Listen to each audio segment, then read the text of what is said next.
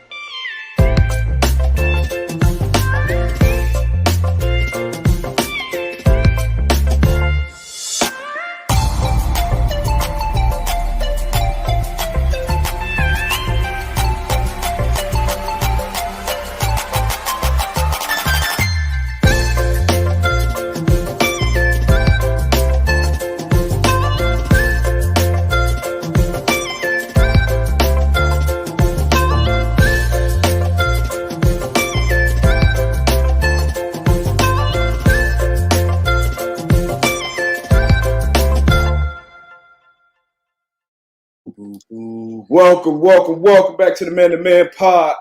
I'm one half of the pod. Darius Butler, my co-host, is out today, traveling abroad.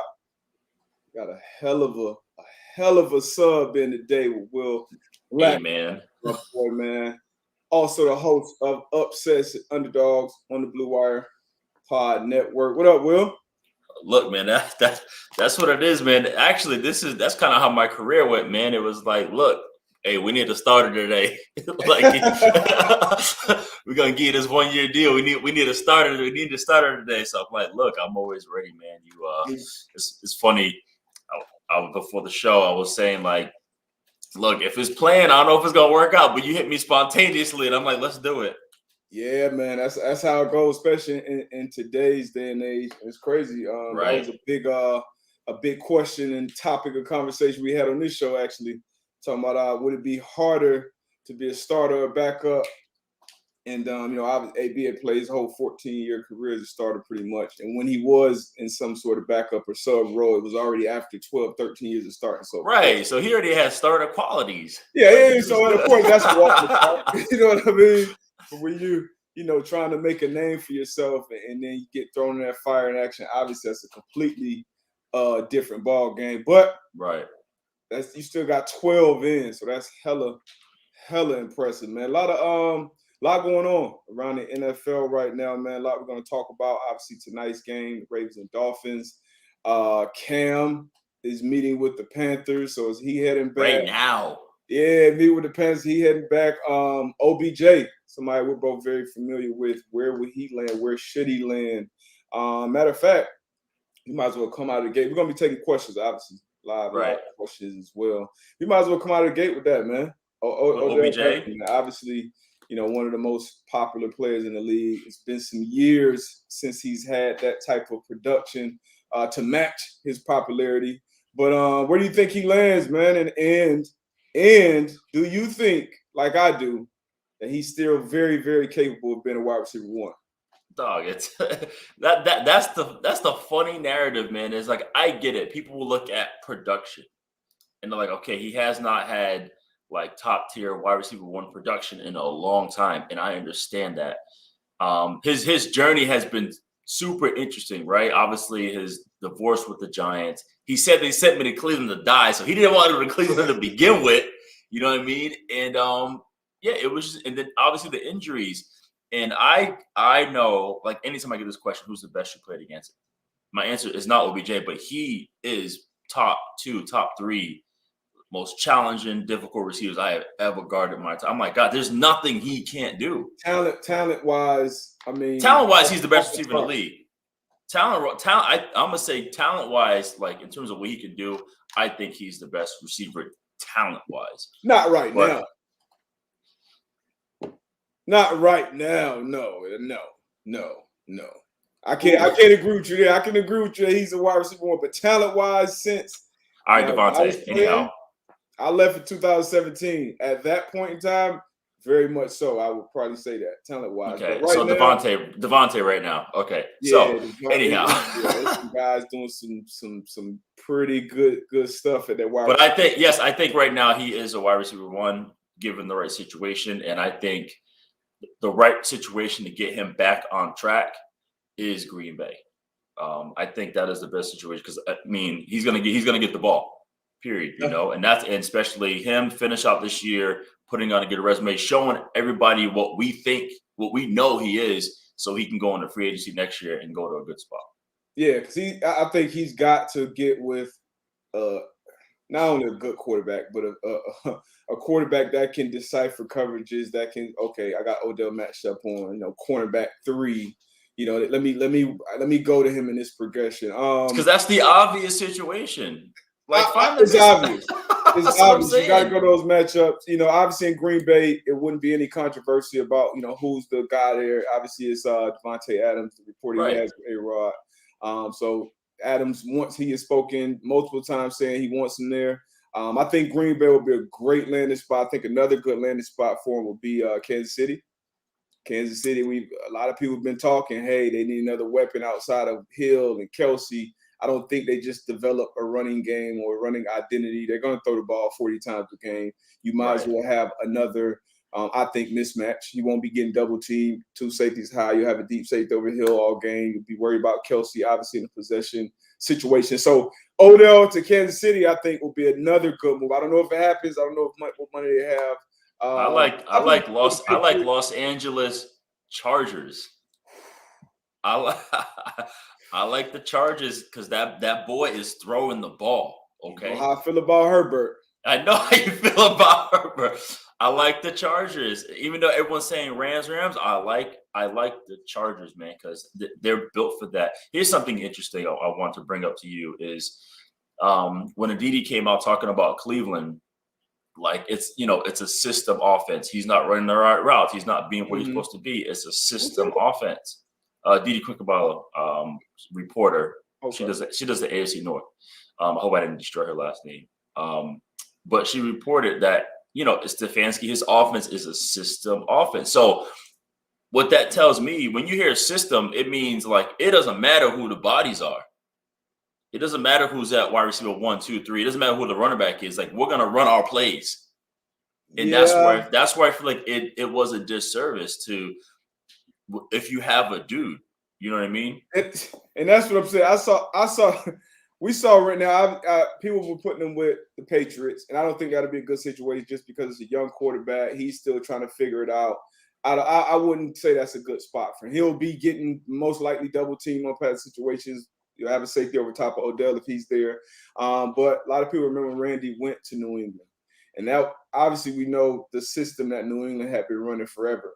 But there were a lot of much different things they did once 81 came in that building. I feel like that's what you do as a good coach, which side of the ball. Thank you. Yeah, that's what you do. You have to. I don't know what or who Brandon Staley even was before he was the D coordinator for the Rams. But he had Jalen Ramsey. He's like, hey, this dude was a stud all over the field in Florida State. Like, let's try that shit again. Let's see how he plays in the slot. Let's see how he plays here. And he's clearly I think right now probably the best DB in the game just because of how he can impact the game in different phases. So coaches, I understand systems and plays, but always the Joes, the pros, always supersede the X's and O's, man. So I look at gotta be able to adjust. I look in Green Bay, right? When I was there, we ended up. Well, but I got to the same time when we signed Charles Woodson. You know what I'm saying? And he was the number 1 corner. That type of player coming from Oakland. And when we switched defenses, we had the Dom Capers Blitzburg defense. He moved Charles into nickel.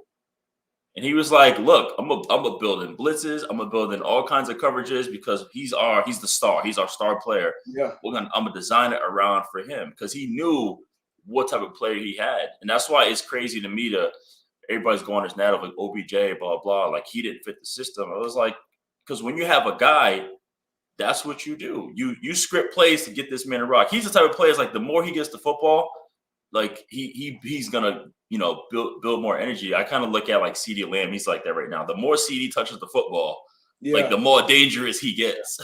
And that's a lot of wideouts. That's a lot of wideouts, I right? remember Yeah. playing certain receivers, but I remember specifically like Brandon Marshall. Like I remember D coordinators were always getting from the room like, hey, got 15 this week. He's a dog.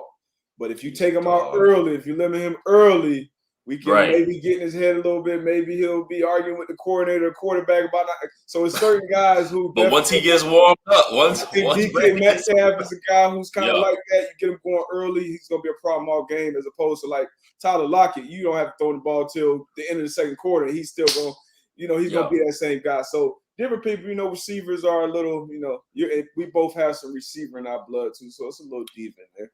So here's the thing though, not just receiver, but we're actually used to having a football. We both return kicks and punts. Yeah. We both play offense, so it's a little different. That's kind of here's what I looked at returning kind of as like my saving grace, right? Like if I didn't have a good game defense wise, I'm like, okay, I could probably make up for it. Return the football. Yeah. And you're going back there and kick off. I could probably make up for it right here. Let me do something. Facts. That's funny. Facts. So I hope OBJ obviously lands in a good spot and reminds everybody who he is and has a successful career. Actually and stays healthy. That's the thing too. Yeah, stays healthy. That's big. Because he can go to a spot, let's say New England, and let's say he's getting all the targets. Like, okay, is he fully healed from everything that he's dealt with in Cleveland? Like they had that man crack blocking. He got hurt blocking last year. He got hurt going to make a tackle after a pick. That's what it was. There you go. Yeah, but from all accounts that I've heard, he's a great teammate, regardless of the reports you hear. No question about it. The malcontent, I think, was some bullshit made up. Great teammate, works hard, so I hope he lands on his feet and gets it. Here's a question for you, and I want to save this. I mentioned it on my show that I'm gonna put out soon, but do you think I'm going back to the Browns with Baker Mayfield? Because in college, what kind of offense did he run in college? He was air raid. Who? Baker. Baker. Okay, yeah. Yeah, Baker was air raid at Oklahoma, right? 4 wide and straight slinging it. Then he comes to Cleveland. Maybe he's a victim of the system, which is the domino effect. If you really think about it, he's conformed to like, okay, it's all about the run game. Now I got to work on play action. I need to get to a spot. When Baker's style is, man, y'all just go out there and let me make this thing happen. It's just a thought.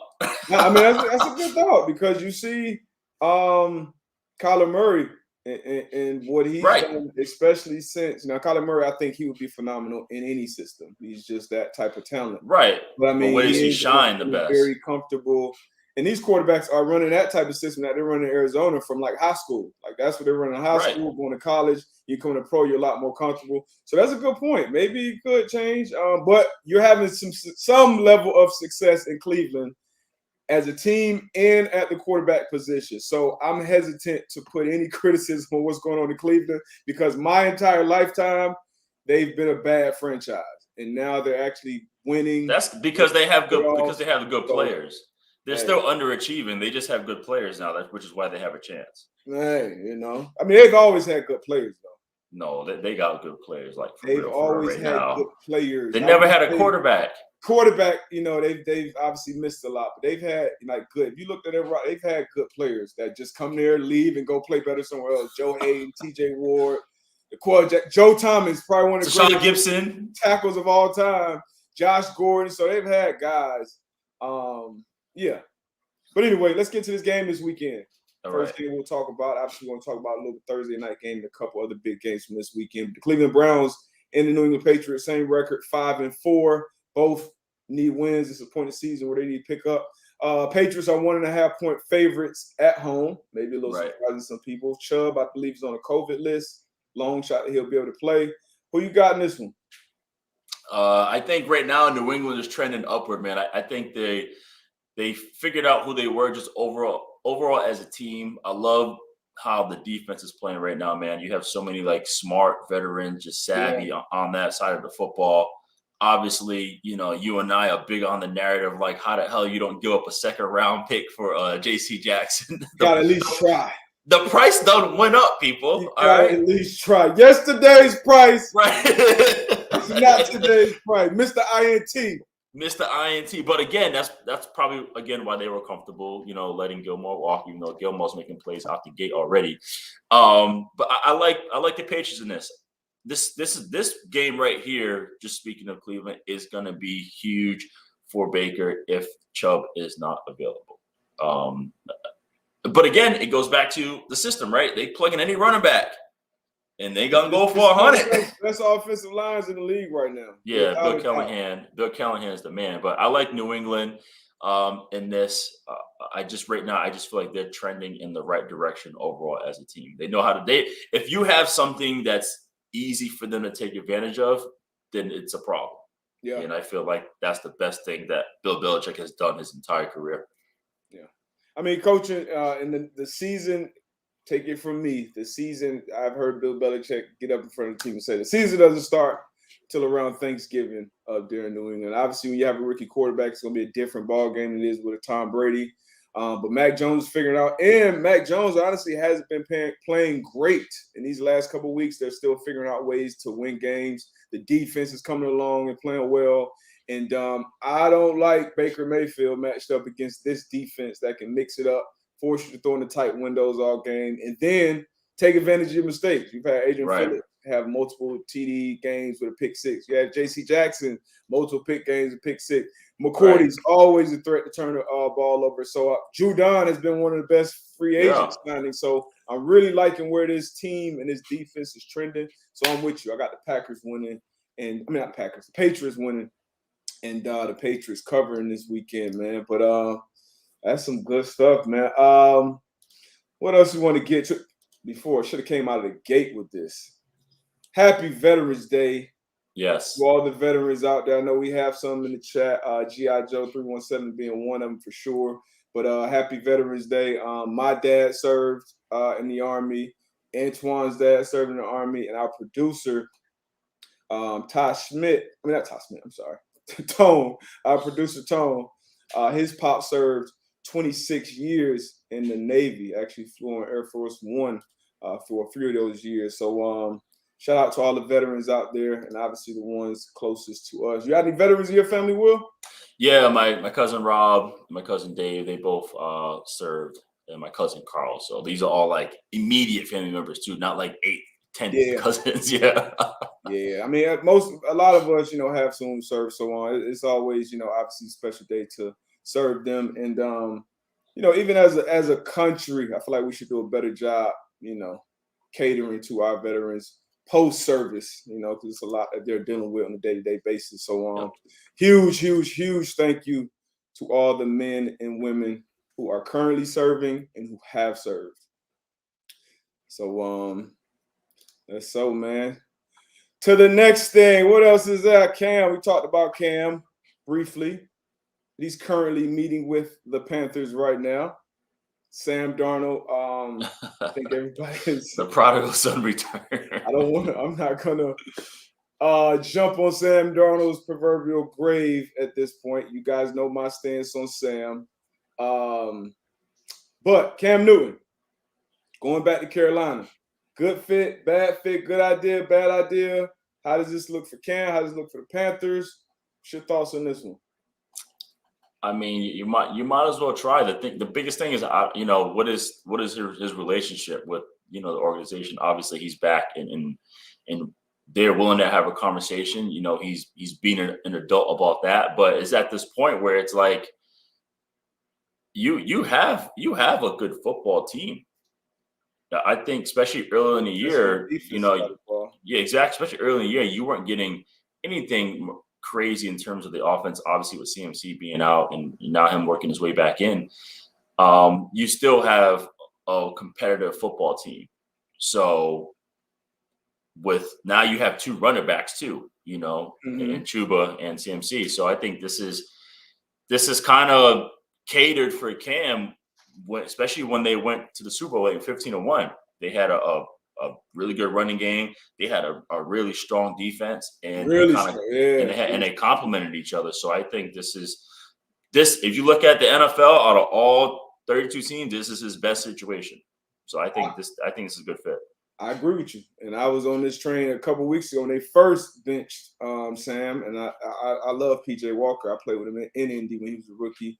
He's done great things, especially with how he got himself in the league. So no knock on PJ Walker, but my stance at that point was if we do bring Cam into this mix, who would be the best option out of Cam Newton, Sam Darnold, and PJ Walker? For me, it would be It's not even close. Cam Newton. So like for the reasons you said.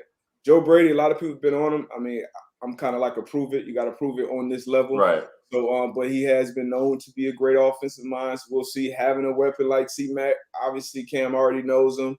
You got some other, I think, more weapons, honestly, on offense that Cam really had. He had Steve Smith early on in his career, had Greg Olsen at tight end position, always had a running game. But I think this offense could look very good at some point down the season with Cam.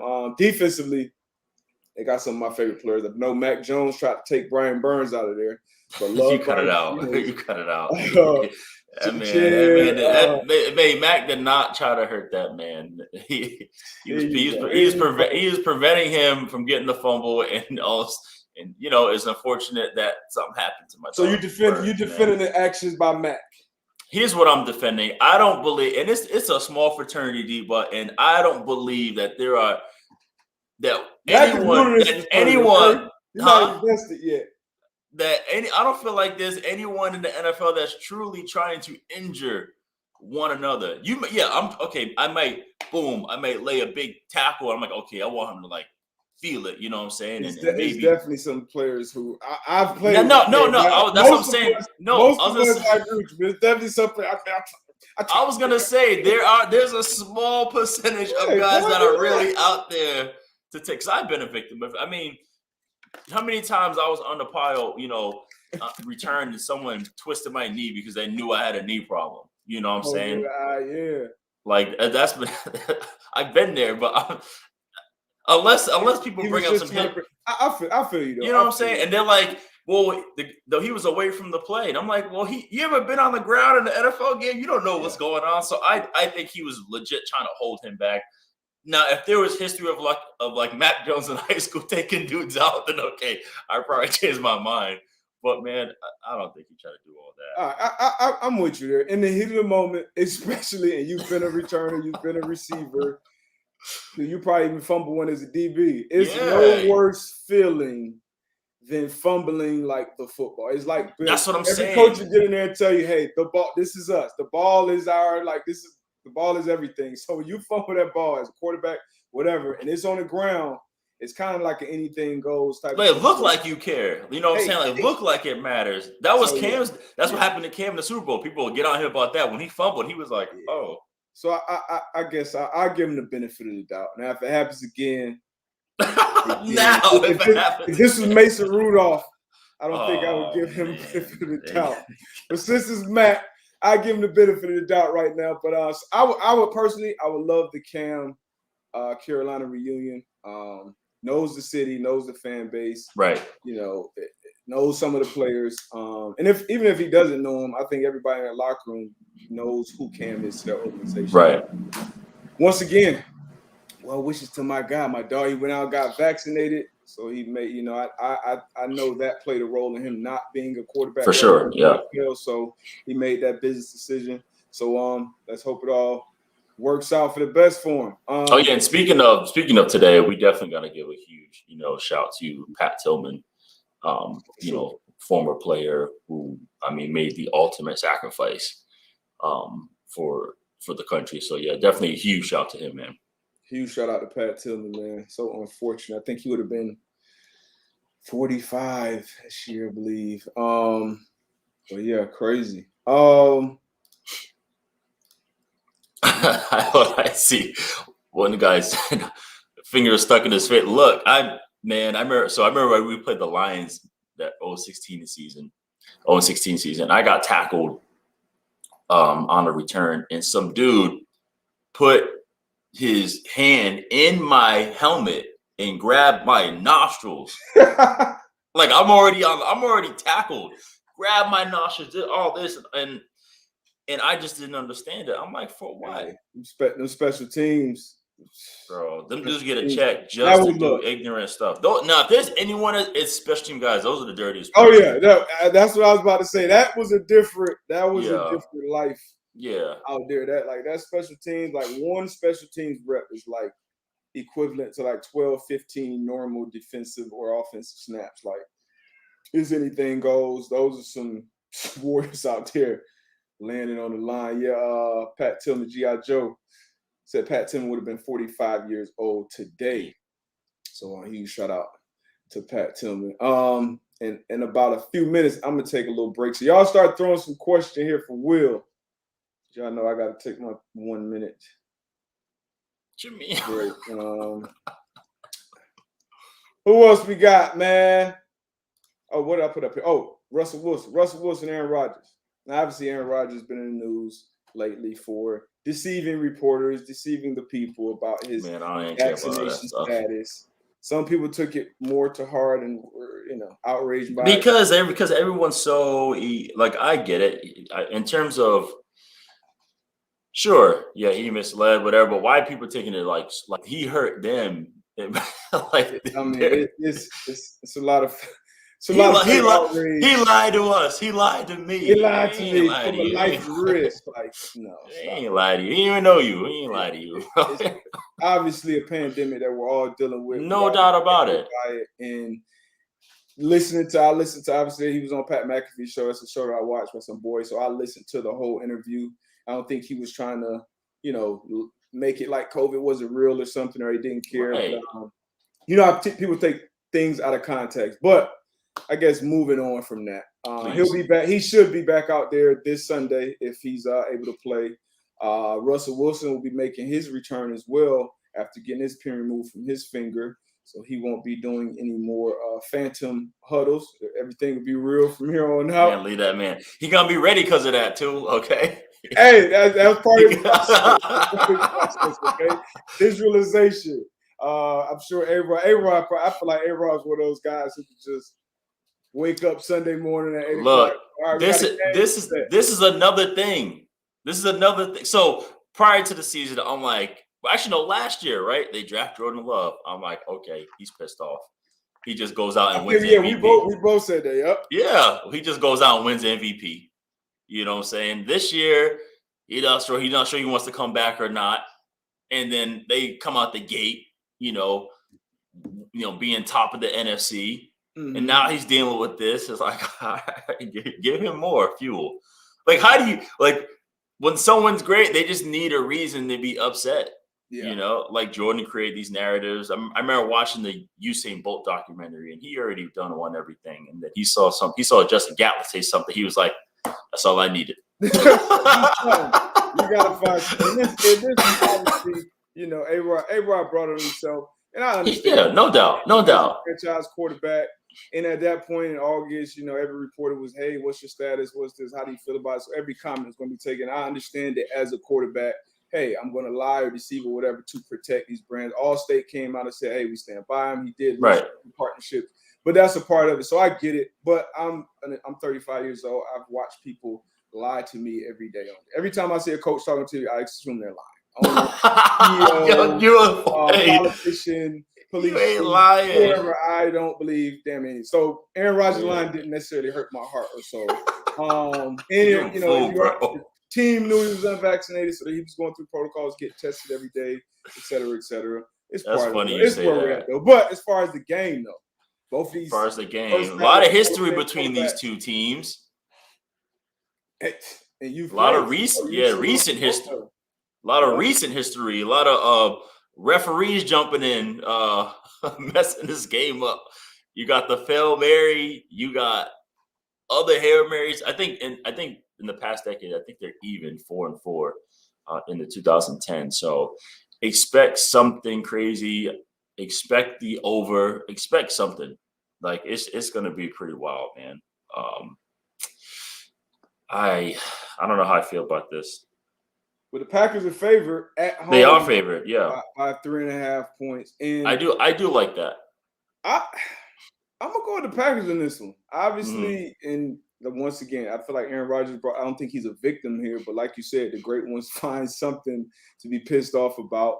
And I just think he's obviously still a damn good football player. And watching No their question about it. defense, I know the Chiefs have been struggling. But that defense, played good enough, obviously, to win last game. If the guy that you were praising, Matt LaFleur, could have put 7 more points on the board with Jordan Love. But they didn't get it done. But I think they get it done at home against the Seahawks this week. But I feel like Russell, I feel like it'll be, like you said, I would take the over. I don't even know what the over is, but I'm taking it with these two quarterbacks coming back.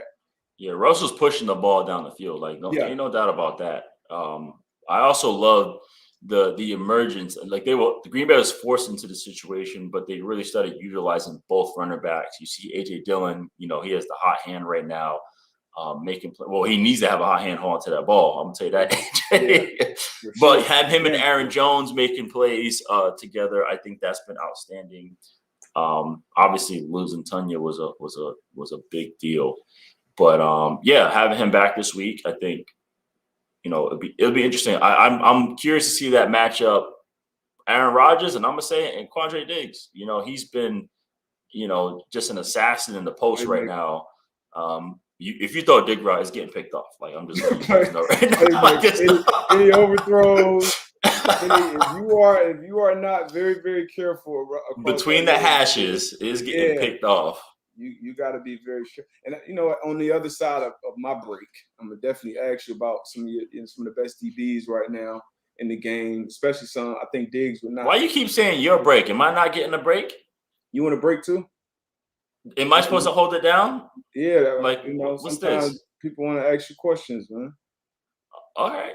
But we can both take a break. We both take. I'm here. You keep saying my break, my break. I'm like, well, what am I hanging out here? What's going on? Man, now drop some questions in here for Will. You've never been a guest on the show and just turned into the host. Now you show up at somebody's party, be like, hey man, I gotta run out, go grab some ice. Hold it down until I get back. I've done that. Listen, I've done that several. When I lived in Miami, I would host a party. I go in the room and play Madden.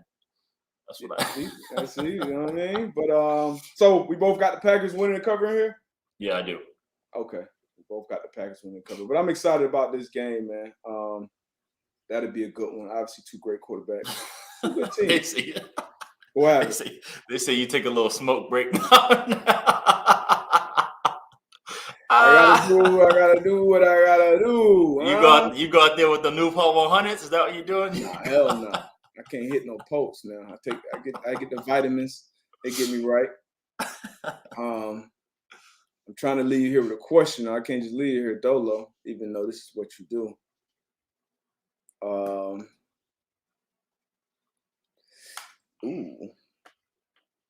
So for you guys who don't know, Will is a wine connoisseur. Wine, football. What else will Will be an expert at? He's becoming an expert on sports betting. And I saw him call out some of the other analysts and former players, like, hey, who doing? I'm, coming along, learning as we go. Same with Will. Obviously, he has his own show over on the Blue. But you've been doing it. Like, this is what you do. You are fully invested in the financial culture. Like, that is real. You are consistent with all that. But I'm just saying, I've been seeing a lot of experts out here. Now, I will say, someone was like, well, maybe some of these have been betting secretly. And now this is their chance to finally talk about it. Okay, that's fair, but there's a lot of people out there. I'm like, all right, now, can't just be throwing out. The whole ecosystem has changed. The Manning family just signed a deal with Sportsbook. Right. That's how crazy the freaking landscape is right now. But Sativa, you got to do Sativa during the show, Keith. I can't be on here with sleepy eyes. If Sativa, indica, I'm dead. So I don't even bother, bro. I got zero tolerance. So here's a war question from the Beard. Okay, if you ever had to go back to a squad, would it be the Giants or Washington? Who? You know what? Washington was a rough place to play. But I feel like I had some unfinished business in Washington. I love New York.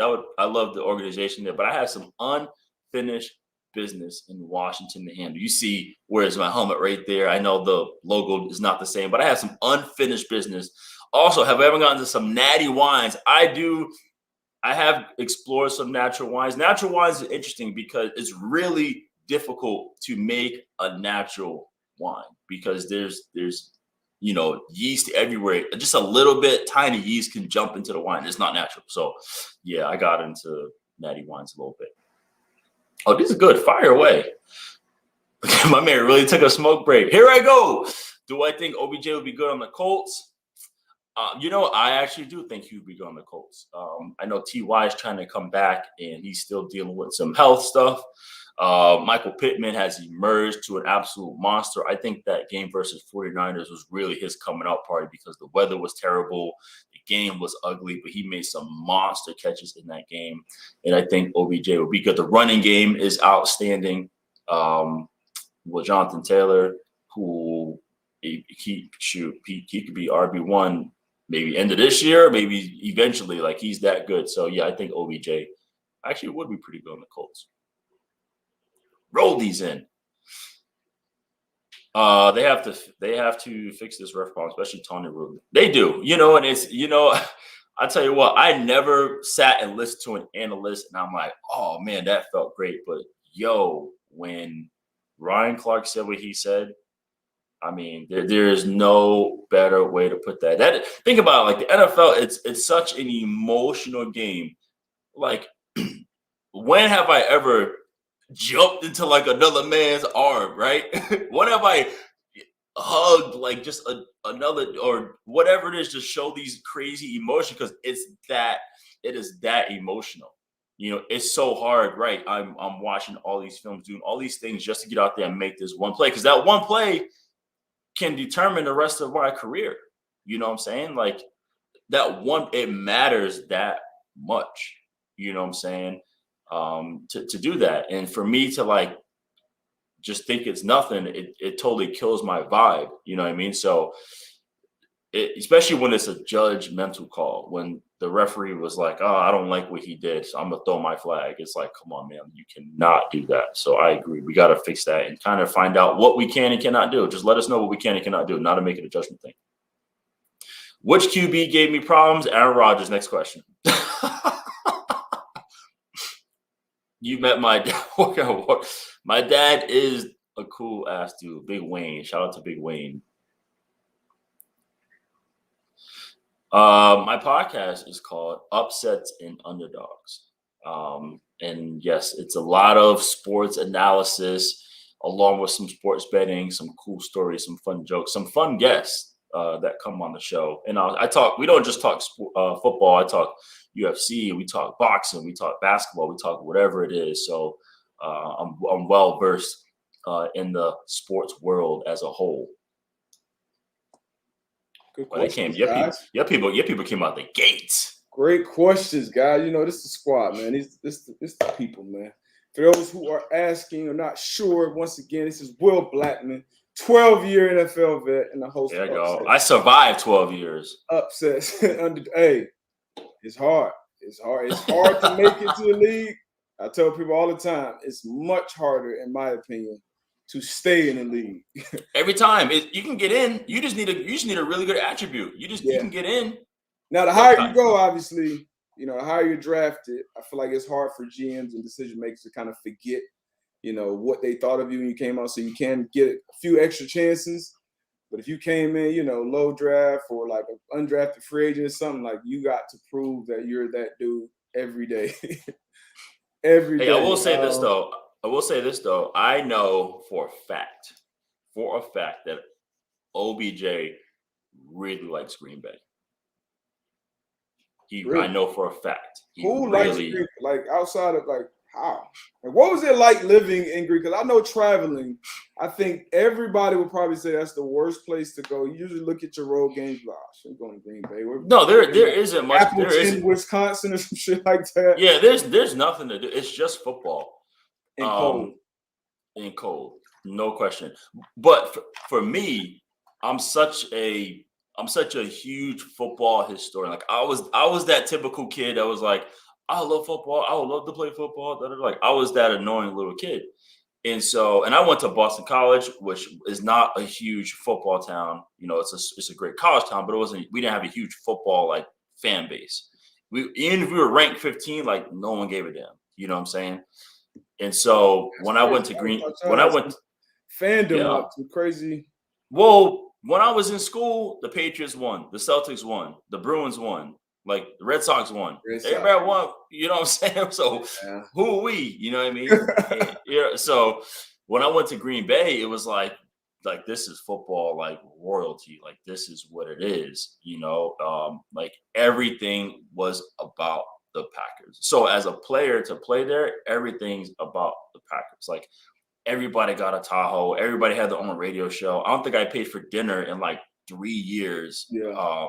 They just take care of you. It was awesome to play there. But I get it when you're young, trying to figure things out and looking for stuff to do. You got to go to Chicago, which is like a 3-hour drive. Milwaukee's an hour and a half, 2-hour drive. But when it's about football, man, like it's good because you ain't got to think about nothing else. You know for a fact that Odell loves Green Bay. I mean, I think it would be obviously great, for a variety of reasons. That'd be a great landing spot for him. Speaking of my college today, we signed, we hired Jim Mora. Is that official? I believe it's official. We hired Jim Mora. Y'all needed some spark though. To be our new head coach at the University of Connecticut. Now, when I saw it, it was just random. It was just random as fuck to me. Like, where did this hire come from? But I obviously hopes it works out for the best. I know I made some comments on Twitter about that will be the only place I will go to coach. My agent and someone close to the program immediately talked me out of it. For a variety of reasons, but one of the reasons is just how tough it is to recruit in that area of the country when you are an independent. You know what I mean? Like, it's tough. Like, Notre Dame's been an independent, but they have amazing history and they got always on TV and all these other things that can get recruits there. But when you're an independent, you don't have any bowl tie-ins. You're not competing against a certain conference every year. It's tough to get guys to go up there, especially from your pipeline recruiting states. You can't just recruit Connecticut, Rhode Island, and Massachusetts to survive. But that's where you gotta flip rocks, man. Like, there are so many talented kids. Like, I live in California, right? I'm right in the heart of the Trinity League, right? With Bosco and Mater Dei, the number 1, number 2 teams in the country. And there's so many kids. It is not like that up there. I tell you that much. No, I get it. I get all that. But I mean, if you look at Mora's his first 4 years at UCLA it's what's appealing. 9-5, 10-3, 10-3, 8-5. I think that's what obviously fell off towards the end, but I think that's what's appealing to them. And obviously a big name. You want big name, needed name. Definitely. Yeah, that's the biggest thing. And I feel like at both points, like UConn is desperate for to stay competitive. They're desperate for something huge. And then, and Jim wants to coach again. So it's kind of like this was the best op. I hope it works out. Now, Will, we're going to continue to ask Will trend. I'll ask you a few questions. Your best. I got answers, bro. All right. So right now, this is probably going to be the toughest one. Who are your 2 best teams in the AFC right now? I feel like this answer probably changes every week for a lot of people. But your 2 best, who do you think are going to, if you had to pick, who's going to represent the AFC in the AFC championship game, who would it be? Yeah, I like a good slugfest, man. So I like Baltimore and Tennessee right now. I think I said on my podcast a few weeks ago, I think after Tennessee beat Buffalo, I said that Tennessee and Baltimore, they put the league on notice, letting y'all know that this is a long-ass season. Yeah. Okay? It's so y'all can get excited about the Chiefs, the Bills, the Chargers, who you want, but we'll let you know, is once we hit November, let's go. And I think those 2 teams have proved me right so far. So I like those 2 teams. All right. So it's Ravens, Titans. I like the Ravens.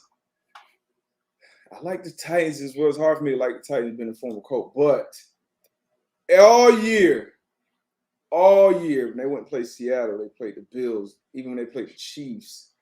Every time I picked against them, against a team that I looked at and said, "Oh, this team is better than the Titans."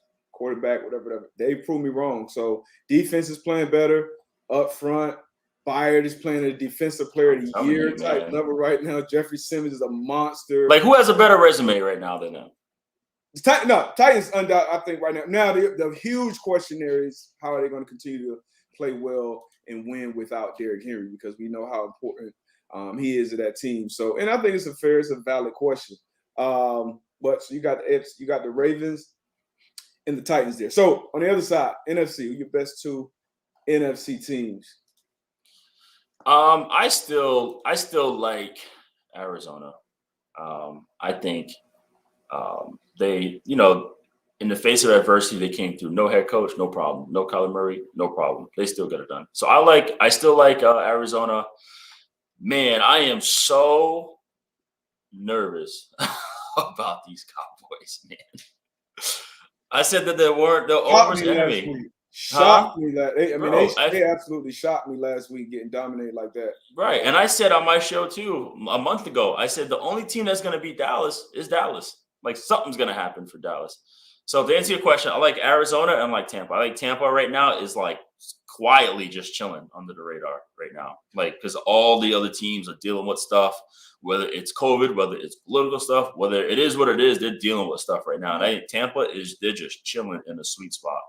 Like, hey, we're just going to keep throwing 4 touchdowns a game and knocking teams off. Yeah, Brady, I think he's one of the front runners for the MVP right now, one of the betting favorites for the MVP right now at 44 years old.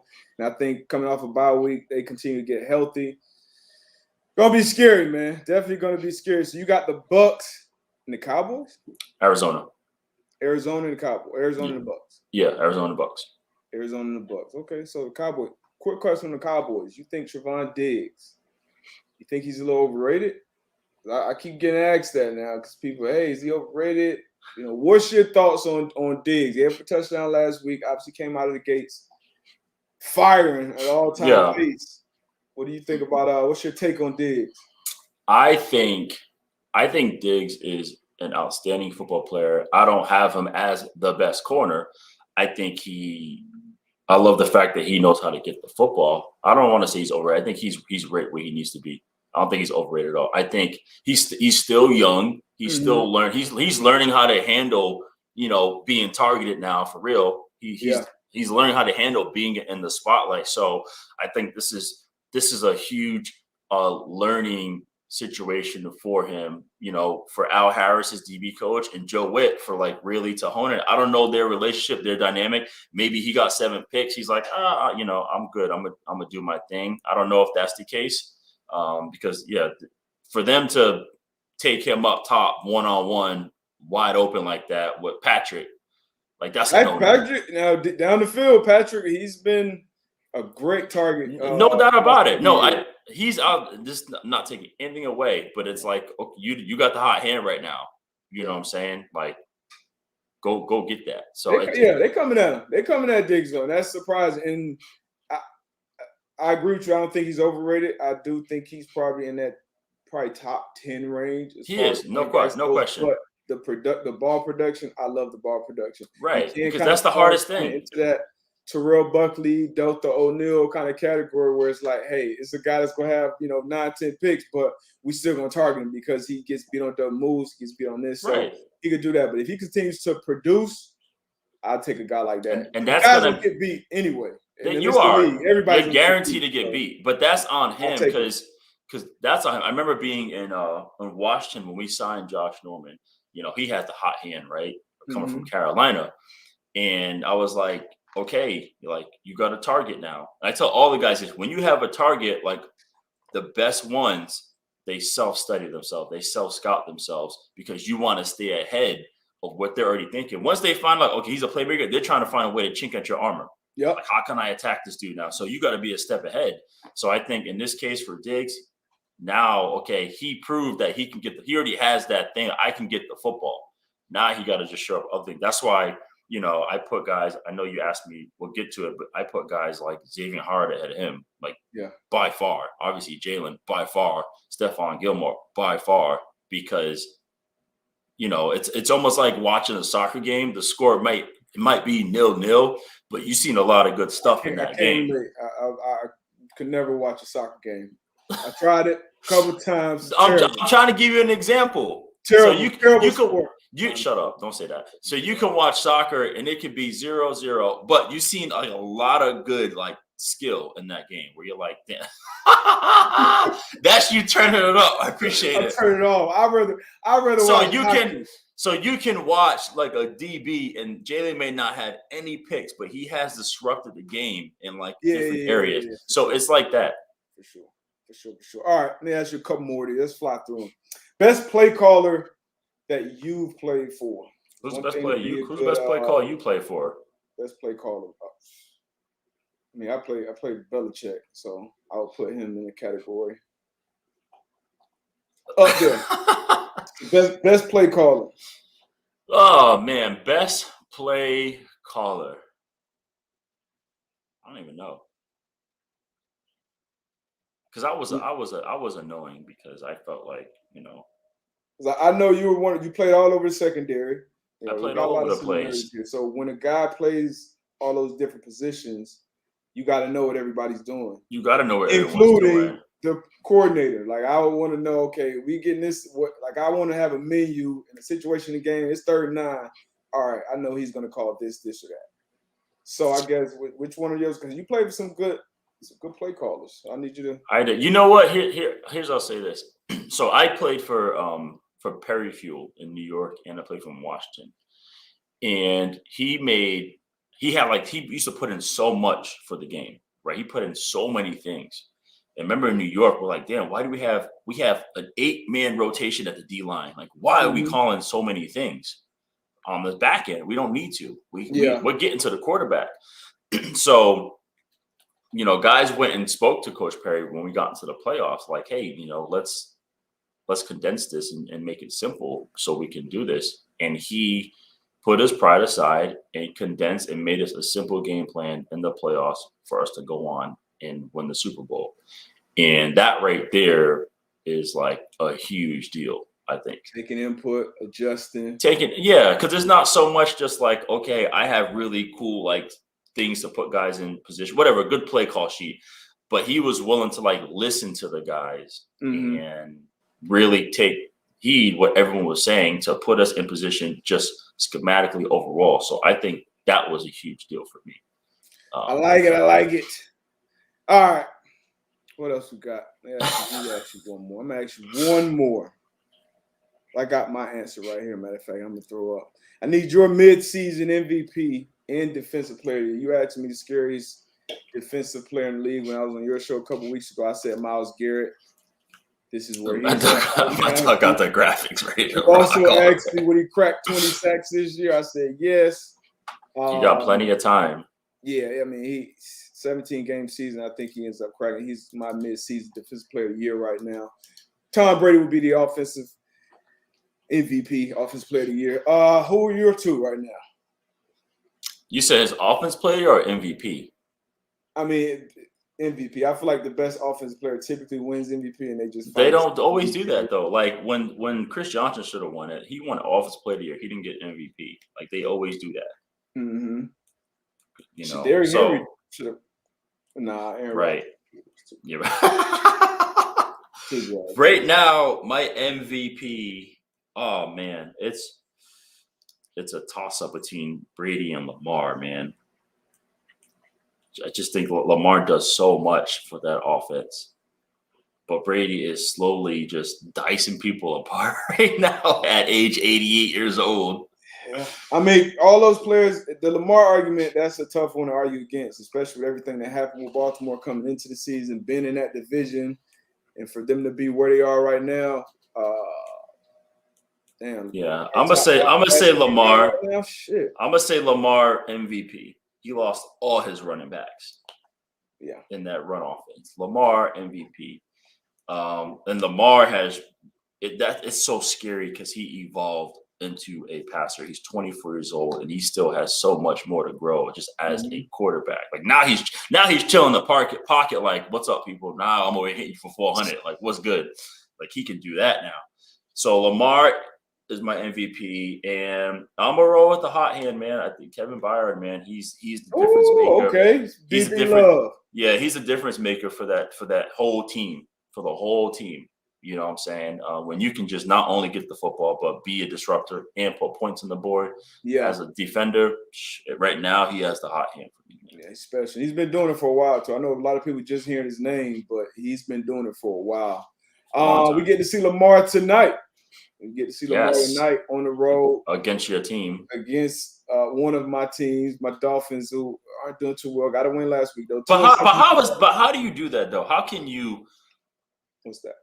Like, you play for a team. Yep. But now that you're retired, you go back to the team you like as a kid? I honestly, to be 100% truthful, I never stopped rooting for the Dolphins. Outside of when they didn't draft me, even when I was I got drafted to a Patriots divisional rival, like that was still my home team. You know. Oh, I got a question. Dolphins, that reminds me. Marlins. Still my home team, so I'll rock with the Dolphins forever. I got a question. So, okay, you went second round, so you were popular. But what was the most disrespectful thing you heard leading up to the draft about you?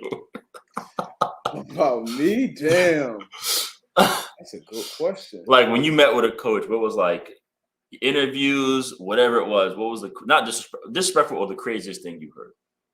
Or happened? You know what? I didn't get a lot of that crazy shit. Like you hear the stories and they talking about, people's moms and asking them just like, wow. I do not remember getting a question that kind of like took. I can't remember no crazy shit, honestly. I didn't bench press at the combine or at my pro day, so I forgot what strength coach, but he was super animated. He was like, "Hey man, all these GMs, all these coaches came to watch you do this, that." And, all the guys that didn't do it typically had some type of injury. Right. And I was just like, I'm not ready. I'll be ready to do that my pro day in March. So he got somewhat disrespectful. But honestly, in those meetings, man, I would say all of my meetings were super, respectful about football. I didn't have a lot of off the field issues. So yeah, man, I didn't really get tried like that. I didn't bench either. Because how do they disrespect you, man? I feel like they pick and choose. They pick and choose. Well, number one, I didn't bench because I separated my shoulder my senior year in college, and obviously I played receiver, got tackled every play, so it never healed. And so at the combine, I was just weak. I was just weak as fuck on the bench. I get it. All 32 doctors wanted to examine my shoulder. I'm like, can't y'all just watch? I hated that. Get y'all to turn notes. You know what I'm saying? All 32 got to do the strength test. So by the time it got to bench, I didn't get a chance to like do it. So I was like, I'm not going to bench today. And he's like, well, if you don't bench, I'm like, you want me to run a 4.4 or you want me to bench 225? Yeah. What do you want? They were like, oh, that's a good point. So I didn't bench, end up running. I got a couple things happened at the combine to me. Okay. Number one, I remember. So I was getting recruited or scouted as a receiver and a defensive back. So like, what do you want to do, right? And so I went to the Senior Bowl. I finished my senior year as a receiver. I went to the Senior Bowl as a defensive back. I went to the combine as a receiver, and then I stayed and did my own defensive back workout. So you didn't work out with the D-backs at the combine? No, I went with the receivers at the combine. Wow. And then anyone said, you want to see Will do DB drills? And I seen Bill Parcells put his hand up. And then everyone else put their hand up. So I did my own DB drills, the whole combine DB drills on my own. But I remember I was in the hallway and it was like, okay, I remember the Steelers like me in first round for receivers. I'm like, okay, maybe receiver. So I'm talking to like different teams, like, okay, what does he want to play? So I meet with Atlanta in the hallway. And he's like, yeah, we really like your film. We like what your receiver. So, there's a possibility, like, after the draft, we might get you as a free agent receiver. I said, excuse me? You already had your boy Matty Ice? No, I'm older than him.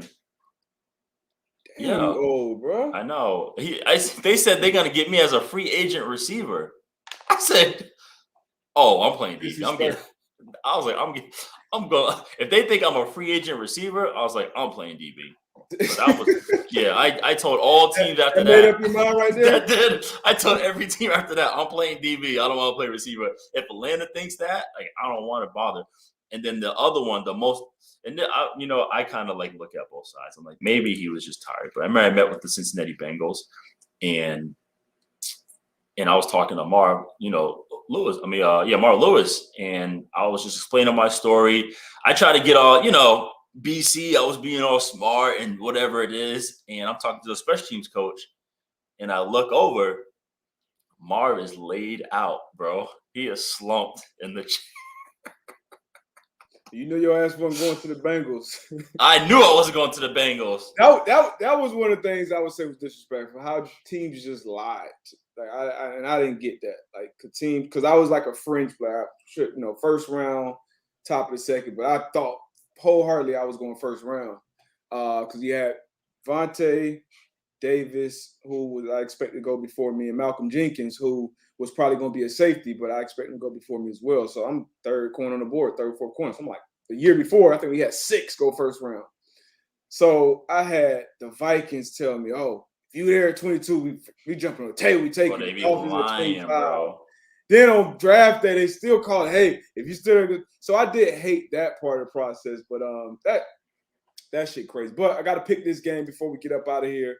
And y'all go check out Pat and the boys. Thursday Night Football, Lamar Jackson, MVP on the road in his hometown. It'll be a home game for him. Favored by 7.5 points. Who you got in this one? I'm going the Ravens to win and to cover. That little half a point, Vegas be knowing what they're doing, but I'm taking them to win and cover. Vegas know what they're doing. I know. The half point, they try to get us. Facts. But, yeah, I think we agree on this one. Yeah, Baltimore, no doubt about it. I think they go crazy. Lamar is going to do his thing. He's going to put on his, 200, 100 type of game. Exactly. G.I. Joe, exactly said it right there. 250, 120, exactly that type of game. Yeah. All right. So we on the same page here. But yeah, I know I didn't have any controversy because I'm a smart guy, man. I'm not going to be. I don't do it for TV. All right. That's why I don't argue with people, other analysts on social media, man, because they be out there acting. I'm like, I ain't got time. Man, don't get me started, man. I got time for that. One guy I do love to call out though, Zarga. Shout out, happy belated birthday to Acho. Acho, no doubt about it. He's funny, bro. He's funny because here's Acho's thing, and he talks so much trash on Twitter, right? He starts so much drama. He does all this bragging and just throws flames out there. But on IG, he's the nicest, generous. It's real Oprah. It's real Oprah. Like he's real Oprah. Yeah, Emmanuel Winfrey, bro. hey, he doing big things though. No, he's holding it down. Yeah, I'm happy. He is, man. Yeah. So I do love going at Acho. And it's obviously all love. It's always love, man. That's people don't understand. Like that's how it was. Like that's how the locker room is. Like we talk trash, bro, all the time, man. So when people jump in, like, oh, you going at each other, that's how it is. That's literally how. If I heard Acho say, what? Hold on, man. Let me get my slides. Get my slides, man. Yeah, man. But oh man, great having you again. This is your second time, I believe, on the show. Yeah, great having you again, man. I'd love to come back on your show. We'd love to have you back here as well. You held it down for a couple minutes to some questions. I love it, man. You need to call the segment "Hold It Down." Hold it down. So just start surprising people every time they come. Hey, I'll be right back. Nah, you just need to leave and just put the solo shot like you did me. I didn't know you were leaving. Boop. Just start popping the questions up. But once again, man, drop your show and where the people can find you. Yeah, it's called Upsets and Underdogs. But when in doubt, just follow me on at Will Blackman on all socials. I post everything there. So Will Blackman. That's it. Will Blackman. That's it. Check them out, man. Once again, before we get up out of here, happy Veterans Day to all of those who are currently serving and who have served. Thank you, thank you, thank you. We are out. Y'all go check out Pat, man. Y'all know the vibes. See y'all on Saturday. I have our pick show.